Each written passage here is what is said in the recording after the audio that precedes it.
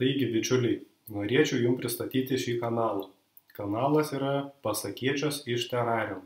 Ir apie kągi bus šitas kanalas.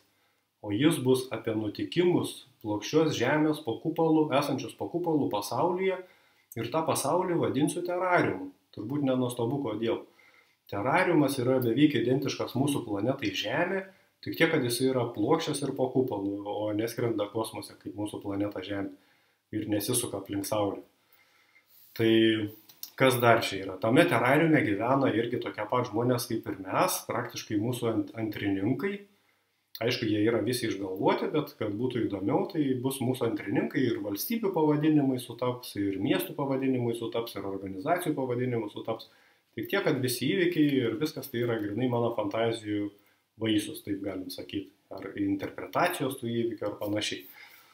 Tai nebūkit suklaidinti, nes kartais tikrai gali pasirodyti, kad tai labai panašu į kažkokius tai ar įvykius, ar nutikimus, ar žmonės, ar valstybės esančias mūsų planetui, nuostabiai planetui Žemė. Labai tikiuosi, kad jums tuos pasakėčios patiks ir bus įdomios. Ir galbūt bus jums kažkokių tai klausimų, ar norėsit apie kažką tai kitą, kad papasakočiau apie pasakėčią, susijusią būtent tik iš terariumo, ar apie mūsų pasaulį, nuostabų planetą, mūsų Žemę nekalbu, tik tais apie terariumą ir tam terariume gyvenančius žmonės, kurie yra visi išgalvoti. Tai ką lauksiu jūsų laiškučių, pasiūlymų ar klausimų.